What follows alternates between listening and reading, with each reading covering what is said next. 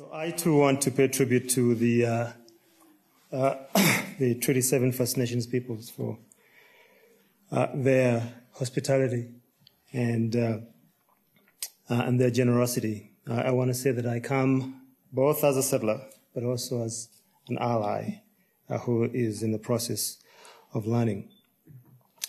I want to thank the Royal Society for the opportunity to be here to share some thoughts with you. And I want to say, I guess I want to start by saying that when Tasha asked young people to speak up, I thought about myself at that age. And I thought whether I would have been comfortable to either stand up and speak or come up here and speak. And frankly, I think, well, let's just say that at that age, something that the National Chief said struck a bit of a memory. That age probably was in Winnipeg doing some breakdancing. I have subsequently put on a bit more weight and probably cannot move as agile in as agile a manner as I was able to back then.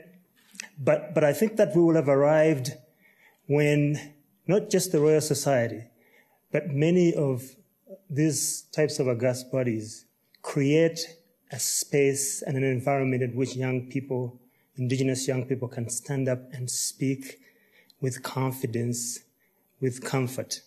We will have arrived when that day happens. I want to say that today I want to approach my topic by saying that I am trying to take this from an intergenerational perspective, an intergenerational conversation, because clearly I am no longer the generation of youth that I once was. But I think that I come with some experience and some scars to show for those many years. And I think that there's something in what I have to say that might be of some value. And I also want to say that I feel a sense of responsibility as a generation that's ahead of you with regard to what it is that we will leave in place. And I want to talk about that. What was it that was in place when I was growing up, and what was in place with regard to questions of racial justice in particular.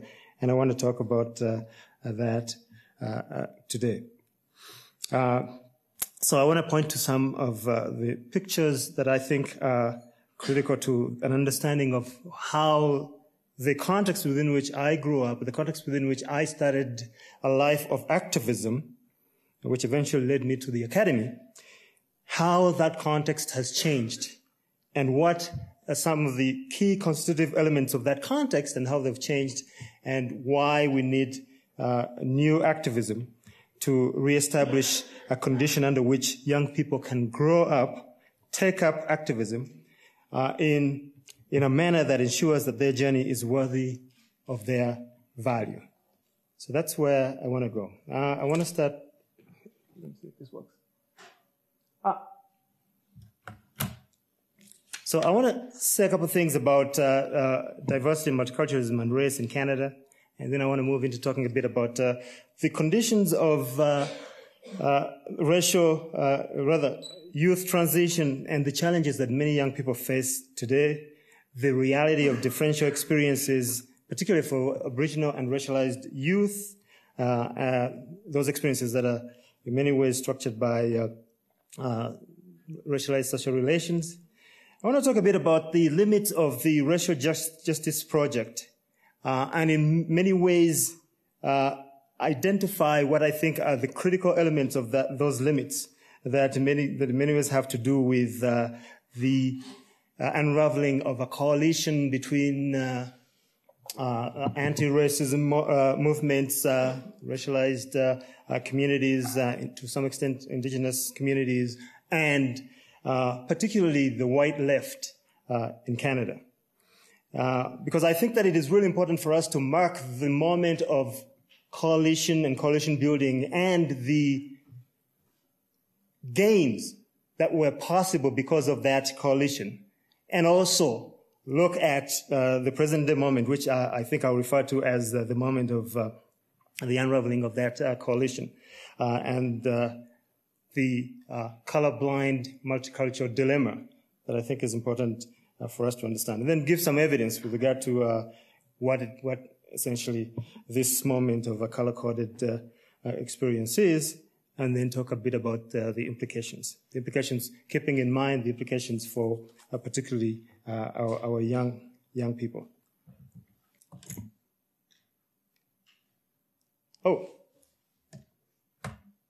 So, I think it's always important to provide some kind of context within which to have these conversations. And there's an extent to which some of what I would want to say has been discussed both by the national chief, but also by Tasha.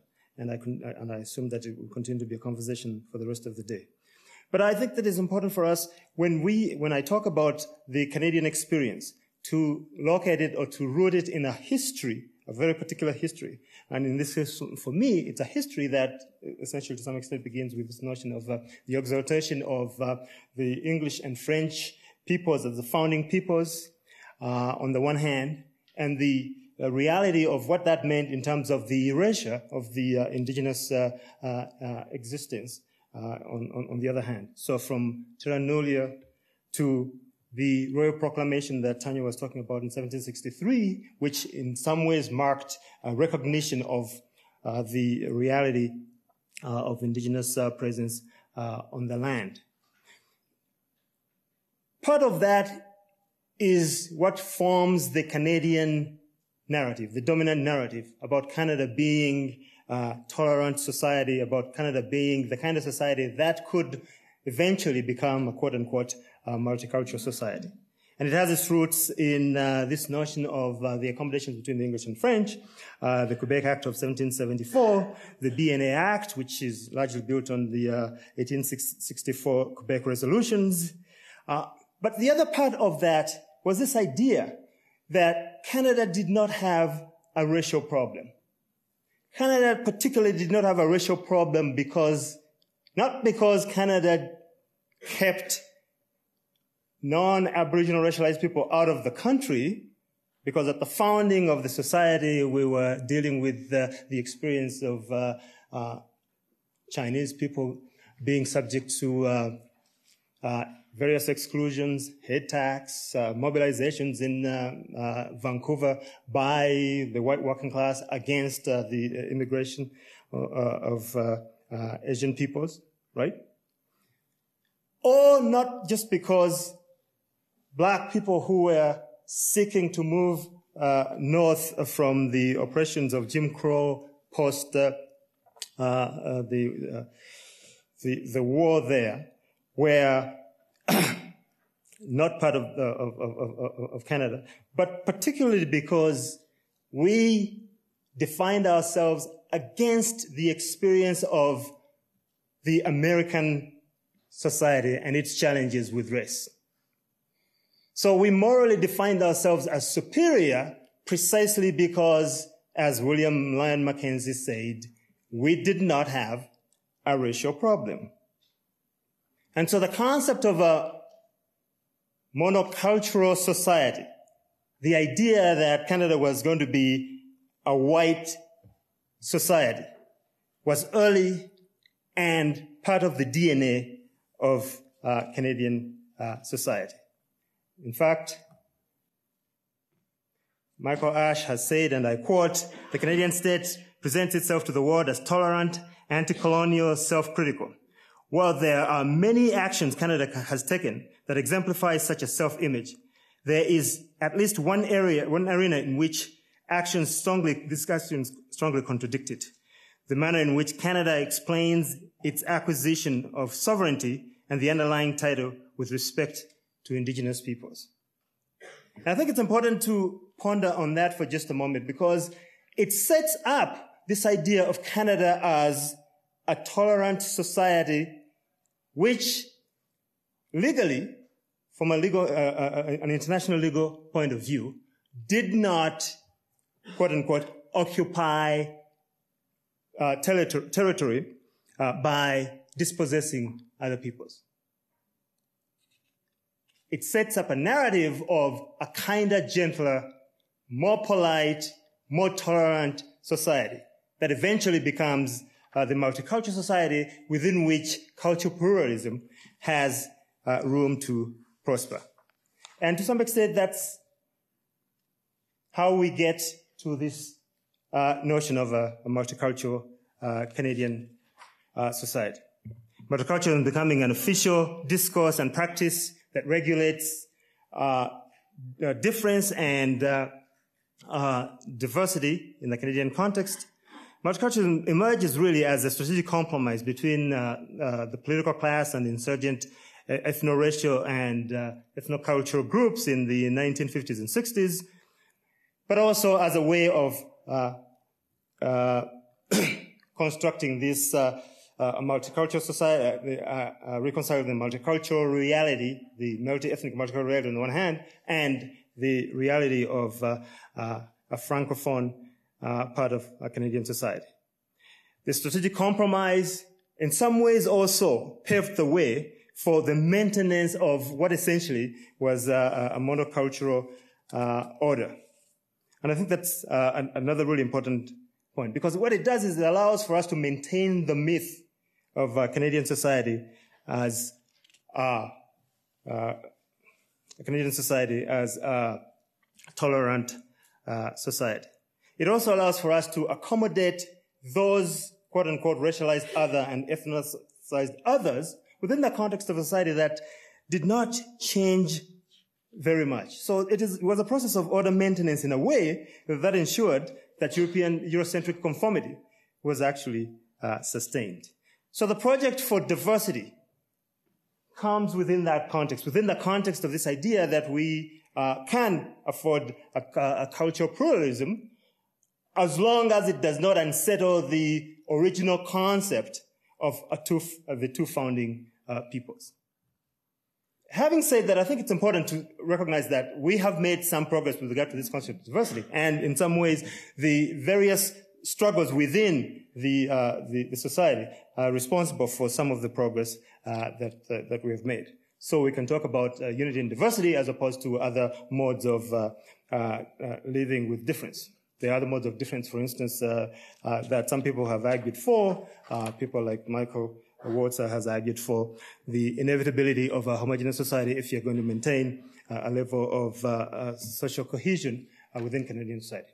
But we were able to fashion this notion of a multicultural society within a quote-unquote a bilingual framework in an interesting way that I think to some extent represents a significant credit for Canadian society. And I want to argue that that was possible partly because there was a coalition that came together, a coalition of peoples who were both ethnicized and racialized on the one hand, but also progressive peoples who were in the labor movement, for instance, progressive peoples who were in the arts and in the academy, progressive peoples who were in the social justice movement in the third sector, all of who came together to overcome this notion that the only way you can live, different peoples can live together, is on the basis of this notion of assimilation. And that project, I think, is critical to understand the period under which some of us grew up and what is different today. I want to say something about youth transitions and the extent to which those transitions are increasingly challenging for young people. Youth transitions in many ways are structured by complex socioeconomic and political processes, structured by social and institutional arrangements and cultural patterns that they have very little control over. They're dealing with risks and challenges and opportunities that are structured by various dimensions of their identities, gender, race, class, immigrant status, Aboriginal status, disability, so on and so forth. And that they are in many ways buffeted by socioeconomic and cultural demographic changes that have altered the life cycle experience of young people. And so what we have are delayed transitions, we have delayed entry into the labor market, we have later completion in terms of education, and we have real challenges in access to the labor market and growing exposure to low income. young people, in many ways, find themselves defined by what W.E. Du Bois said was this notion of people who are, quote-unquote, a problem. Du Bois asked the question, what is it like to live an entire existence when the society within which you live understands you as a problem? What is it like? What are the burdens that you bear? What is the pain and trauma that you have to bear? What is it like to live with a legacy of slavery and colonization in a society that understands you as a problem? And at the end of the day, I think it's important that we consider those notions, because I think it is important for us to reconstitute that notion of a problem into a blessing and understand our young people as a blessing as opposed to being a problem. I think that our young people deserve for us to look at them as both a blessing and to think about them as deserving of opportunities, and look at the question of a distribution of opportunities so that they can become fully who they are. In the words of Mata Sen, fully realize who they are. So I want to very quickly, I only have about 4 minutes, I want to very quickly move to this question of what is the nature of the society within which the young people find themselves today, and they have to undertake these challenges of transition. I want to say that the question for me, going back to the 1980s and the early 90s, was that we had a strong post-war anti-racism coalition that again involved labor unions, racialized groups, faith communities, immigrants from a whole range of communities, and social sector activists. It was a very successful coalition to a point. And I list some of the gains of that coalition. Human rights legislation and institutions in Canadian society, a global immigration policy, multiculturalism, employment equity, so on and so forth. So the argument I'm trying to make is that that's changed. We have shifted from that position to a new position. And the new position that we have shifted to is one that does not recognize many of the claims that are being made by racialized people and indigenous people, partly because of that Canadian DNA. This notion that we are a tolerant society, the notion that we are a colorblind society, because the concept of colorblindness erases the possibility of the persistence of the implications of racialization. And so we're in a moment where not only the right wing, which has always argued for this idea of the declining significance of racialization and its impact on outcomes, but also our former allies, many who are in the center of the political spectrum and many on the left, have also migrated to the space where many of those right-wing commentators were. And so it's become very difficult to make claims about addressing the racial disparities that young people face, because race and the impact of race is increasingly not acknowledged as having the kind of impacts that it has. So I'm talking about a new racial logic that has become a common sense understanding of the experience of racialization in Canadian society, and that does not allow us to address the exclusionary impacts of racialization in Canadian society. Part of what's happened is that there's a reconstitution of the notion of how we understand issues of race and racialization. And here I'm drawing from the work of Bonilla Silva, who talks about these 4 ways in which racialization is understood in this moment: individualist, essentialist, intentional, and race-targeted.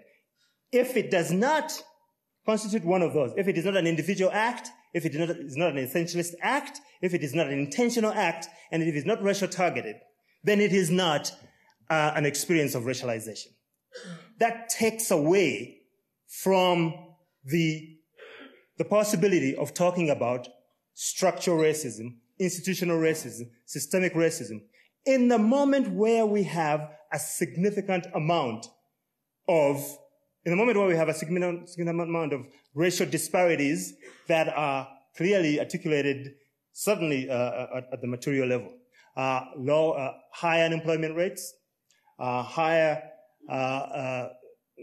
employment rates, lower levels of income, higher levels of poverty, and so on and so forth. So, here's what I'm trying to suggest very quickly before Stephen pulls me down. Okay? This new racial logic and this concept, the normalization of this concept of a colorblind society, right? Which has its roots in this notion of Canadian tolerance. And so people talk about polite racism within the Canadian context, is really responsible for some of what I consider to be the key exhibits here.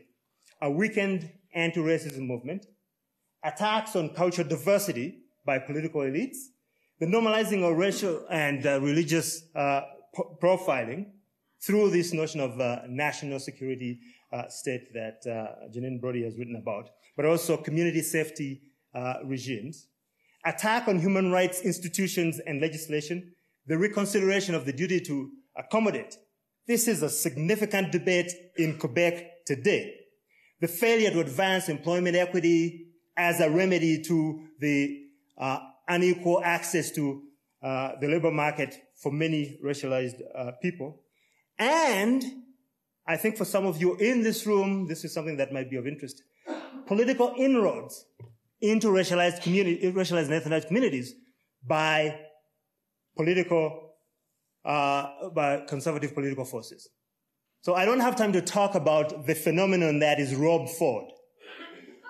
But I want to suggest to you that it's a very real phenomenon, partly because of how Toronto has sorted out over the last 10 to 15 years in terms of who lives where and who is prosperous and who is not within that society. And the extent to which racialized people are identifying white liberal elites as part of the problem, and in some ways developing some affinity to people like Rob Ford, who also represent an antipathy towards the